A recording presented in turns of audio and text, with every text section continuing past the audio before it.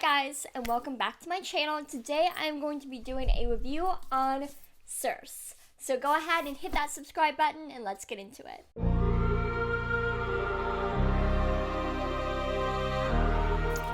So this has been my latest read and I could not put this book down. I loved this book. Also, can we just talk about the cover really quick? I mean, it's just gorgeous. And then also, if you want to go ahead and take it off, the book itself is stunning. So that's that. I always like a good book. I had seen Madeline Miller. That's who she is, the author. She wrote the Song of Achilles, which I wasn't very interested in. But when I saw the premise for this, I went ahead and purchased it. It was so good. It's about 330 pages. Yeah, it's about 330 pages, and it took me about a week to read. Usually that wouldn't be the case, but the reason why it did is because of how it's written. So the story follows the daughter of the god Helos. I'm not quite sure if I'm saying that correctly. Also, any name pronunciation in this video, I will probably botch. But it follows Circe, who's the daughter of the god Helos, and it's basically all about her life. So it's basically like a diary, and it starts basically before her birth and kind of tells us how she was conceived. And it's written in, I think, second person. So it's like if I was telling you a story about my life. So yesterday, Alice and I went on a walk and we got ice cream and we are now in quarantine. We're not actually in quarantine, we're just in lockdown mode because of the virus. But, so that is kind of how this is written. So it's actually really, really fascinating, but it's very, very heavy, if that makes sense. I would not recommend this to a younger reader, just because they're not going to enjoy the writing style. It's a very heavy intellectual writing style. The language she uses is absolutely beautiful, but it's pretty heavy. So it's nothing like gruesome or anything, but it's definitely heavy. So it follows her from her birth, and one of the portions, this is about 60 pages in, and she's already lived like, I don't know, 1,000 years or so. And so she eventually is on this beach and she meets this human and she eventually falls in love with him. But she's a goddess. Well, not a goddess, but she's immortal. And she realizes she will not be able to live a life with this mortal. And the thought kills her. So she decides to turn him into a god.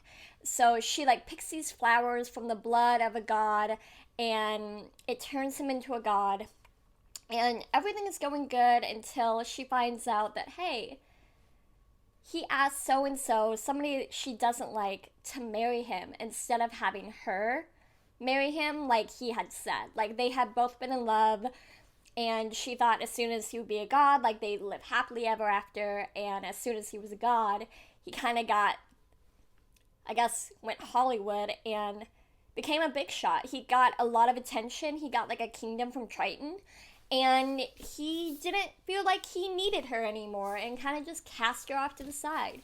So Circe gets really angry and ends up turning this girl, I think her name's Scalia, don't quote me on that, but ends up turning Scalia into this 7-headed monster with tentacles and this huge terror, to get back at the guy. I can't remember his name, but because there's a lot of characters in this. But basically what happens is, she thought, oh, she's gonna be out of the way, I'm gonna be, back in his life, it will all be good. Doesn't work out that way, and he kind of just leaves. So reading this and having her realize that he doesn't love her was heartbreaking, and I had to stop because I was just reading it and I was like, no, no, no, no, no, no, no. So it's definitely a pretty heavy book, and it's super entertaining. So after all of this happens, she gets exiled. They realize the gods of Helos, the children of Helos, and the I think it was a like a sea nymph, have like these witch powers, so they can do spells and magic. And so she is cast out because she's the one who turned Scalia into a monster, and she goes ahead and lives on this remote island called Aya. It's A-I-A-I-A. It's literally just AIs. So I'm gonna call it AI. Aya. I don't know how to pronounce this. I should have probably looked it up. And so she, instead of kind of sitting there and saying, "Oh, well, my life's awful, no one loves me," she's like, "Yeah, I'm gonna own this. I'm going to hone my powers. Like, F you guys over there." But she goes on this, she's kind of like a phoenix rising out of the ashes, and she just dives into her work and goes around this island, and through trial and error realizes, how herbs work, and how, you mix this with this and it creates this thing. And it's very, very interesting. After a couple years of this, like it's a very slow moving book. After a few years of this, she gets a call from her sister, and she is giving birth. And so she says, "I will go ahead and lift your ban for you to come over and help me with this child." And she's like, "Well, number one, you hate me, so why are you inviting me over there?" So she eventually goes, and she meets this guy named Daedalus. Yeah. Daedalus, and they eventually become lovers, and he gives her this loom, which I think a loom is something that you make, you weave on, if that makes sense. So he apparently got this loom from Egypt, and she always kind of loved Daedalus. And I don't know, I kind of liked it. And then you get to see how he dies, because again, she's immortal, so she passes by a lot of people. I just love this book. And after, like, in the last third of the book, I guess I'll call it, she ends up having a child. And I really liked that because, number one, she's a single mother. The father of the child is immortal, and she really does show how far a mother will go for her child, and how she will go to the ends of the earth if it means protecting her child. And I loved that interpretation of mothers, and I loved how it showed mothers hardworking, mothers not having it, not necessarily having it the easiest life, dealing with a screaming child on her own, and then dealing with a teenager, and just, he wants to go off, and she's like, "No, you will die." And she goes down to the depths of the ocean to this god, this monster, like a scorpion monster. She gets like the tail, and she cuts off the tail of this monster for her son to have for protection against the goddess Athena.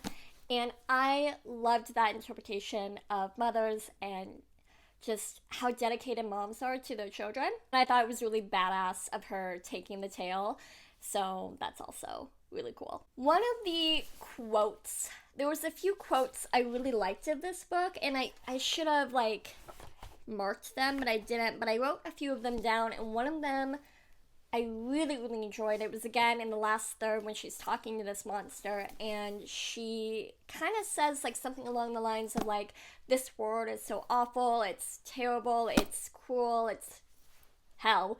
And the monster's like, "Then child, make another. If you're not happy, make the life that you want to make." And I think that is just such an inspiring quote that I didn't really expect. I just think it's super inspiring, and just, it gives you a kind of a new outlook on life, especially her. She kind of references that multiple times after hearing it, "Then child, make another." And it actually eventually comes back at the very end.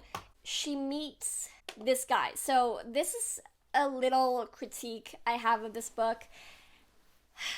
it's small, but also, listen. So her son goes off and meets his father, ends up killing his father, and then comes back with his stepbrother, like his half-brother, and the mother of his half-brother. So the mother ends up staying on the island, and Circe eventually says to her father, I'm done. You can lift the curse. And if you have any issue with that, you can pick that up with Zeus, because I just got this tale, and go ahead and challenge me. She definitely took her stand, and it was so awesome. And so she eventually, the curse is eventually lifted, and she's allowed to leave. And she kind of meets up with the half-brother. He's like, yeah, I heard it, but can I come with you? And she's like, yeah, but I have some things to do. So they go off on this adventure and become lovers. I don't know, guys. I know it's like a Greek tale, and she's immortal, but, like, this is, like, the same child that was made, like, this is the child of her other lover. Does that make sense? Like, her child's dad is the father of this child, and now they're lovers. I found that a little bit odd, but at the same time, she's immortal. There's technically no ties, and it's Greek, and they did weird things back in the Greek era, so I think it's kind of fitting in a Greek book, but that was pretty nasty to me. But back to what happens.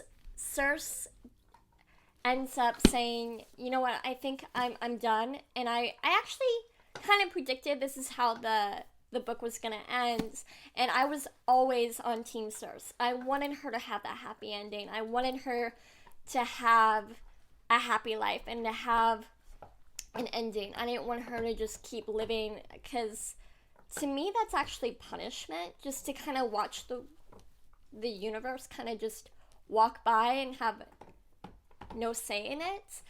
To meet people and then to watch them die, I think that's a really cool punishment of immortality. So she went ahead and ate the flowers that she used earlier in the book at the very beginning, and it made her human. And so after that, she got to live out her life, have some children, and just travel and just live a normal human life. And she grew old. She was happy. And that, I think, was so important for her. And I cried so many times while reading this book. I give it a 5 out of 5 stars. I 100% recommend it. If you haven't picked it up, go ahead and pick it up. I guess I will see you guys in my next video. If you have any recommendations or suggestions for me to read or videos for me to film, go ahead and leave those in the comments down below, and I will see you guys in my next one. Bye!